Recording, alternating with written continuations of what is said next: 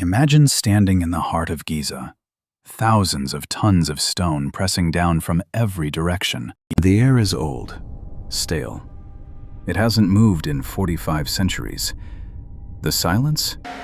It's heavy, total. But look up at the ceiling. Use your torch. Nothing. No soot, no smoke marks, not a single trace of the fires that should have lit this chamber. This is the King's Chamber, the most famous room on Earth, and it breaks every rule of history. There are no names, no hieroglyphs, no scenes of the afterlife or grand titles for the pharaoh, just 5 walls of raw, polished granite. And this, an empty box, no lid, no mummy. Never a mummy. We've been told the same story for 100 years, that these were tombs, monuments to ego. But the deeper you look, the less that story holds together. Because there are things about the Great Pyramid that simply shouldn't exist. Anomalies in the math, precision that challenges our modern machines, and secrets locked behind doors. In 2023, technology finally peeked behind the curtain, and what it found was a massive gap in our understanding. Today, we're looking at the 7 things they don't tell you, the ones that don't fit the textbooks. 7 steps into a mystery that hasn't been solved in 4,000 years. Let's begin. The standard version of history is simple. Around 2550 BC, Pharaoh Khufu ordered a tomb, a burial place for his journey into the stars. 20 years of labor, 2.3 million blocks of stone. It was the tallest structure on Earth for nearly 4,000 years, a masterpiece of the Old Kingdom. But there's a piece of evidence sitting in the Cairo Museum that doesn't fit the script. It's called the Inventory Stela, a slab of limestone discovered in 1858. In it, the narrator describes Khufu not as the builder, but as the restorer. It claims he found the Sphinx already half buried in the sand, and that the House of Isis, the pyramid itself, was already standing. Mainstream archaeologists dismiss it. They say it was carved much later, a piece of New Kingdom fiction. Maybe. But why would they invent a story that robs their most famous pharaoh of his greatest achievement? Think about the logic for a second. If you wanted to honor a king, you'd credit him with the build, not the maintenance. Then there's the North Star, Alpha Draconis. The descending passage of the pyramid points almost perfectly to where that star used to be. Except because of the Earth's wobble, precession, stars move over time. For the alignment to be perfect, we're looking at a specific window. Some researchers argue that window was much earlier than the Old Kingdom. So we have a conflict. The books say 2500 BC. The stones? They might be telling us something else entirely. What if Khufu didn't dream up this monument? What if he simply inherited it? It's a dangerous question, because it implies a civilization before the one we know. A lost chapter, one that was already ancient when the first pharaohs were born. And if they inherited the structure, they also inherited its secrets. Secrets that are only now, in the 21st century, being brought back into the light. For decades, we thought we knew every inch of this structure. We had the maps, the measuring tapes, the lasers. But in 2015, a team of physicists from Egypt, France, and Japan decided to look differently. They called it ScanPyramids. Their tool? Muons. Tiny subatomic particles that rain down from space at nearly the speed of light. Think of it as a giant X-ray. Muons pass through everything, but they slow down when they hit dense stone.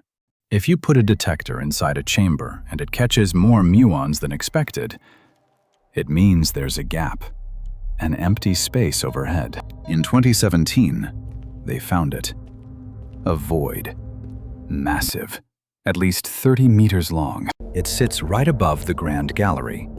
A ghost chamber that no human has entered in 4,500 years. Fast forward to March 2023.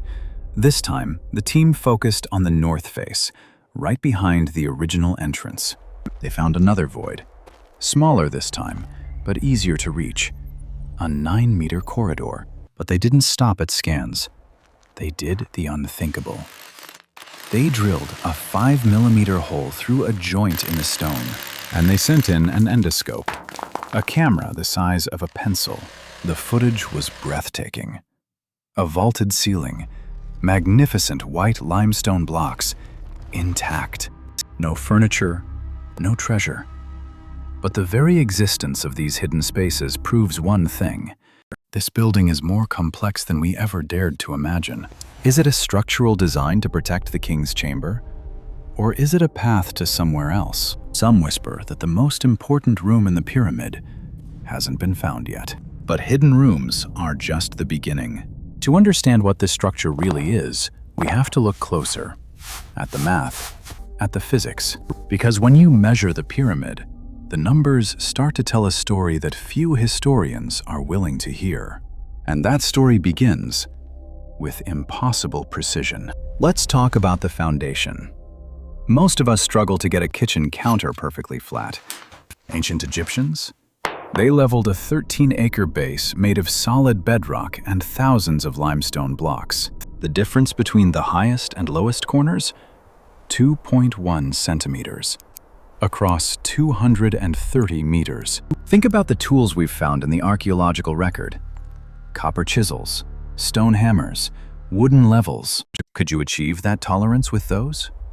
Modern engineers will tell you it's nearly impossible. Then there's the alignment. The pyramid is oriented to true north with an accuracy of 0.05 degrees. That's more accurate than the Royal Observatory in Greenwich was when it was built in the 17th century. But the strangest detail is one you can only see from the air, and only twice a year. At the spring and autumn equinoxes, when the sun is at a specific angle, something happens to the faces. They aren't flat, they're concave. Each face is indented by a fraction of a degree, making the Great Pyramid 8-sided. It's a design feature so subtle it's invisible from the ground. Why bother with that level of complexity?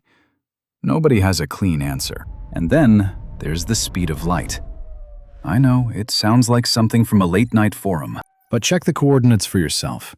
The latitude of the center of the Great Pyramid is 29.9792458 degrees north. The speed of light in a vacuum? 299,792,458 meters per second. The numbers match. Exactly. Skeptics call it a coincidence, static in the data. They point to the fact that meters and decimal degrees didn't exist in ancient Egypt, and they're right. But it's one coincidence in a structure that is built out of them. Like the fact that the height of the pyramid multiplied by 43,200 gives you the polar radius of the Earth. 43,200. It's not a random number. It's a multiple of the Earth's precession cycle. It's as if the builders were archiving the dimensions of the planet itself into the stone, which leads us to a possibility that most archaeologists find uncomfortable. What if the pyramid isn't a building at all? What if it's a machine? Think about it. We've found no mummies, no inscriptions, no soot from torches. What we have found is resonance. Go back inside the king's chamber. Don't just look. Listen. If you hum a low note, specifically a low F sharp, the whole room starts to talk back to you. The walls are made of red granite. It's dense, it's heavy, and it's high in quartz. Quartz is piezoelectric. It produces an electrical charge when it's under mechanical stress, like the stress of millions of tons of stone sitting above it, or the stress of sound waves bouncing off the walls. Christopher Dunn and other researchers have argued for years that this wasn't a room for a dead king.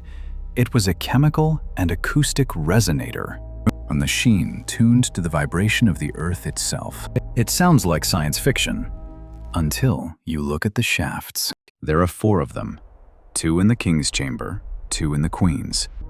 For years we called them air shafts, but the ones in the queen's chamber? They don't even reach the outside. They're sealed. If you wanted fresh air, you wouldn't build a dead end. And if you wanted a tomb, you'd probably have a mummy. The lidless box in the king's chamber is too large to fit through the doorway. It was placed there while the pyramid was still being built. Why? Why built in? Why empty? And why the specific resonance? In 1993, we sent a robot, Upuat-2, up one of those narrow shafts. It crawled for 63 meters until it hit a door. A small white limestone block with 2 copper pins. Copper is an excellent conductor. In a tomb, they're just handles.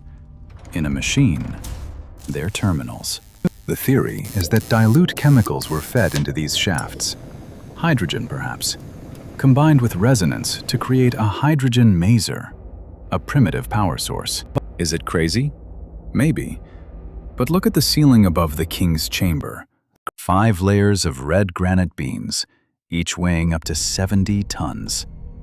They call them relieving chambers, but they're not just holding the weight of the pyramid. They're acting as a giant acoustic filter, tuning the resonance to a single, perfect note. We're standing in the middle of a 4,000-year-old mystery that we can't even replicate with modern technology. Before we peel back the final layer of these doors, I have a question for you. If you're still here, it's because you know the usual answers aren't enough. The Great Pyramid is a puzzle that gets bigger the more you study it. We're about to dive into the evidence that might shift our entire timeline of civilization by thousands of years. Hit subscribe. Join the investigation. There are pieces of this story that we can only find if we look together. Now, let's talk about the Sphinx. Because the geology of that statue, it doesn't belong in the desert. If the pyramid is a machine, then the Sphinx is the witness. For a long time, the dating was settled. Pharaoh Khafre, 5,000 years ago. End of story.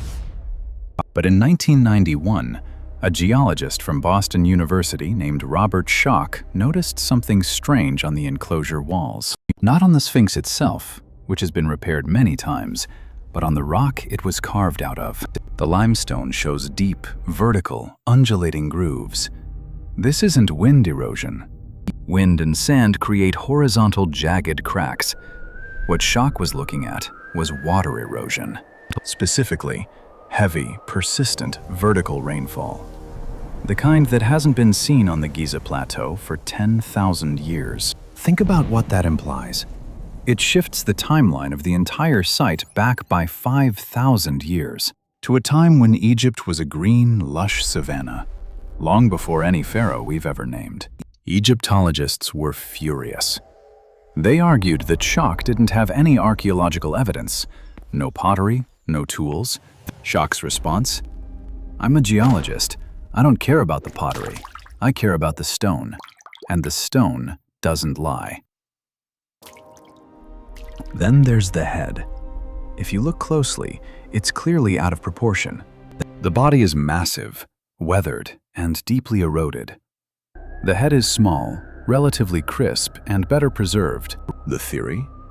The Sphinx was originally a lion, carved by a lost civilization during the Age of Leo, around 10,000 BC. Centuries later, the pharaohs found the weathered monument, had the eroded lion's head recarved into their own image, and claimed the site for themselves.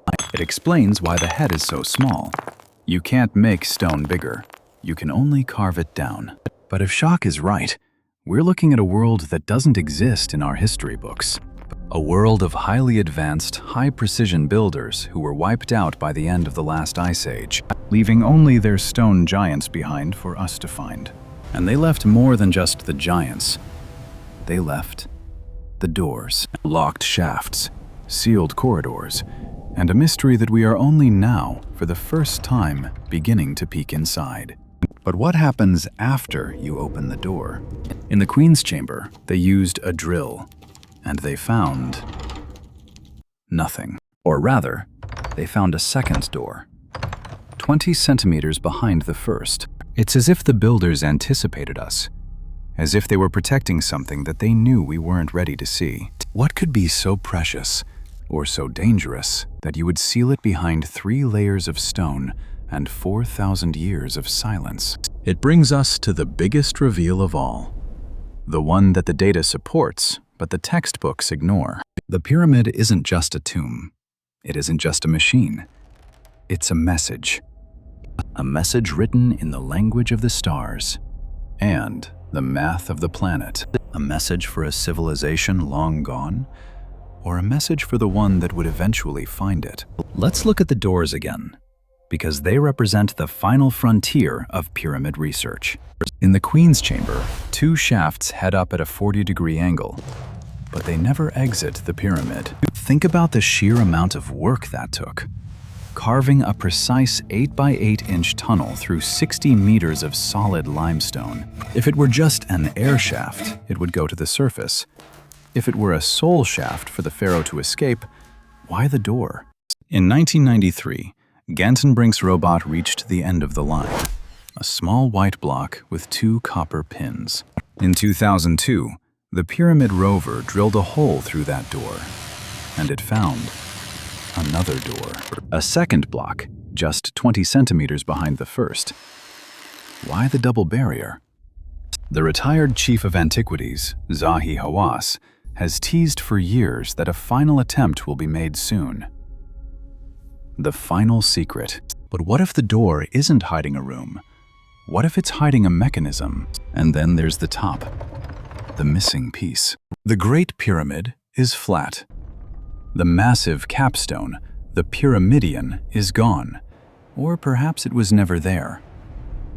Legends say it was made of solid gold, or electrum, a conductor for whatever energy the pyramid was producing, a signal for those above, or a grounding point for the planet below. We've found fragments of other pyramidions, but never for the biggest one.